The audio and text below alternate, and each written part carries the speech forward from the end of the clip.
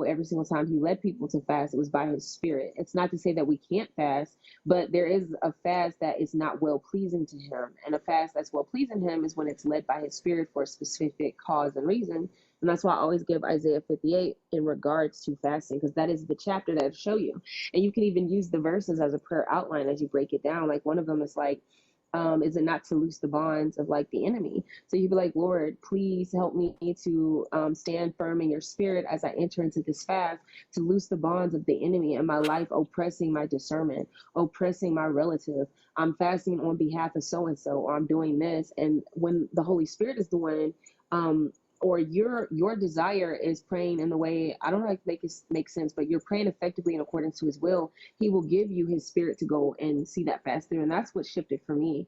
So then my lifestyle became a form of fasting when I lived in an area, and it was also the season of my life of an arena of warfare where he was like, you have to fast. And it can't just be like a few times a month. It has to be a lifestyle of it. But it makes sense because as you guys have heard testimonies I've shared and experiences and revelations and things of that nature, it came from being obedient and how the Lord led me to fast.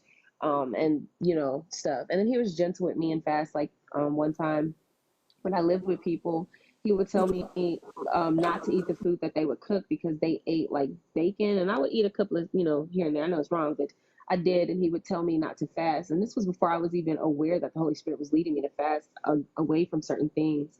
Or like sometimes when I would drink, like I'm an avid coffee drinker, but there'll be mornings where I just felt like I shouldn't be drinking coffee, and only for the Lord to show me in a dream later that he was actually having me fast from coffee for like 2 days or like a week or something. So there's so many fasts, but it's as the Holy Spirit leads you, because the Holy Spirit is in your vessel. It's indwelling your vessel. That's why for someone, the Lord is saying, don't eat or drink this for this long, because he knows that that is the way the enemy is polluting or causing you to not have a sober mind or to be battling the flesh. And that's a way that he'll like, choke out the flesh so the spirit can be there. So that's why it's always as the Holy Spirit leads, because for some people I've seen it happen where they will fast for like a whole almost month of fasting, and the Lord it's not moving any, it's not causing any waves, because that's not necessarily what they probably needed to fast for or from. So I've seen it on the latter as well. But yeah, Listen. definitely